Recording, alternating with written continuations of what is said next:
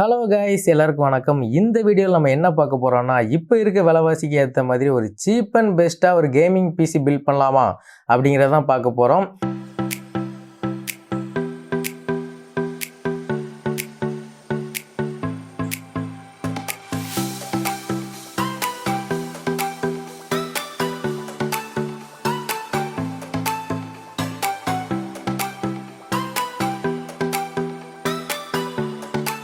கண்டிப்பாக பில்ட் பண்ணலாம் கைஸ். ஏன்னா நாங்கள் இப்போ தான் சீப் அண்ட் பெஸ்ட்டாக ஒரு கேமிங் பிசி பில்ட் பண்ணியிருக்கோம்.